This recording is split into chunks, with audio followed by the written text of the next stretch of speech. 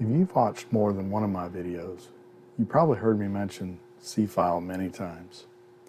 I talk about it frequently because it is truly one of the most important sources of information for VA claims.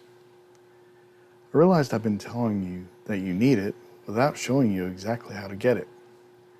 Today we're fixing that. I'm going to walk you through requesting your C-file through the VA portal, and you'll finally see exactly what the VA sees. Think of your C-file as the roadmap of your entire history during active duty, as well as with the VA. It has your records, your C&P exams, your VA medical records, and the internal notes from other raters. We're going to use the portal because it's much easier and more efficient and reliable than the old mail-in and hope method or filing a FOIA request through your regional office. Without further ado, let's get into the demo. So the first thing we're going to do is we're going to open up our web browser and we're going to go to VA.gov. From here, you would think that you would sign in, but let's go straight to the record section. So what we want to do is scroll all the way down to the very bottom where you see all these different categories. And in here, you're going to find one called Records. So we want to click on Records. And then in here, this will tell you exactly the records that you can obtain from the VA. You can get your benefit records, your payment history, military records such as your DD-214, ID cards, and so on. But the area that we want to go to request our C-file is going to be under Request Personal Records, VA Form 20-10206. So we'll click on that. Okay, and as you'll see here, this is requesting a FOIA or a Privacy Act request. And feel free to read the requirements that are going to be required of you. And so here are some of the records that we can request through this system. Our discharge, DD-214, the one we're after, the claims file or the C-file, as well as other records. But again, we're just focusing on the claims file. Okay, so scroll all the way down, and here's where you're going to sign in. So you'll sign in, and then you're going to use your ID.me account. If you don't have an ID.me account, you need to go ahead and register with the VA to get this. So what we're going to do is we're going to go ahead and sign in with our email address. Okay, we're going to enter our password.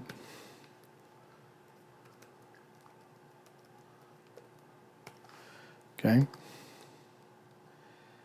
And then from here, it's going to want us to MFA. It will send us a code. You must use MFA. I cannot stress that enough.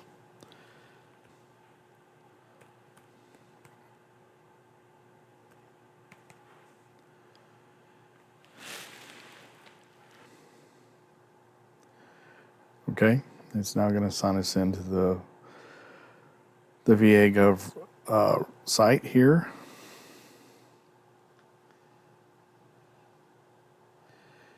And as you can see here, I already have one in process. Okay, now that we're at the page to fill out the request, this is again the form 20-10206. We just need to start filling out this form. Okay, I'm a U.S. citizen. And then for the purposes of this video, I'm just going to fill in fictitious information. We're not actually going to submit this request.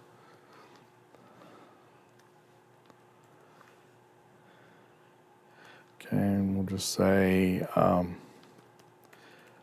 New York. Whoops, New York.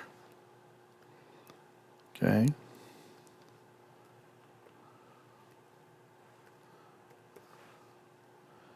Okay, we don't have a VA file number. You just need to put in your own social. Okay, it doesn't like that.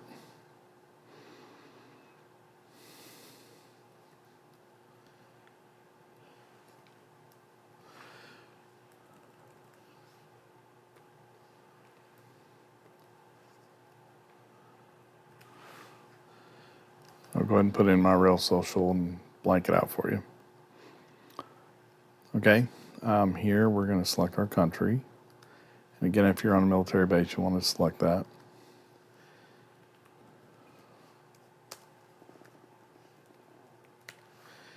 Any street. I'm just going to pick Houston. I know a zip code in Houston, so I'll just go ahead and choose that. Texas. This is the general zip code for the city of Houston. Okay.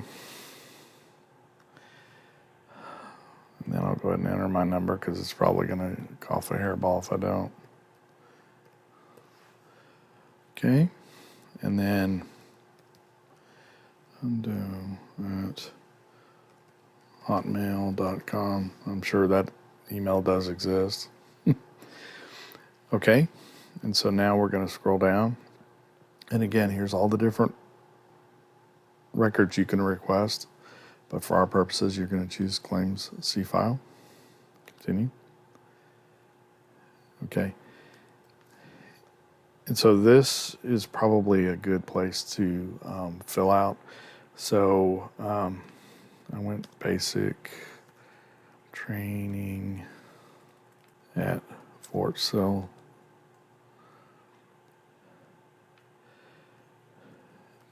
Duty stations include Fort Bliss, Texas,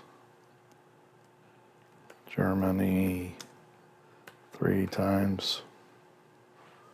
And I can actually say Fort Bliss 2 times. So anything that'll help them locate all of your records. Storm veteran. Okay. Click next. And so again, since we went ahead and we put Houston here, we'll just say Houston. And then next. And that's it. And then you will type in your name. So, and you'll check the box that say that everything is correct. And then you'll submit the request. As you're doing the request, it's also going to be and saving them automatically. So even if you say finish later, okay, and then when you go back to your My VA, okay, and you'll see you have all your forms that you've requested over the last however long.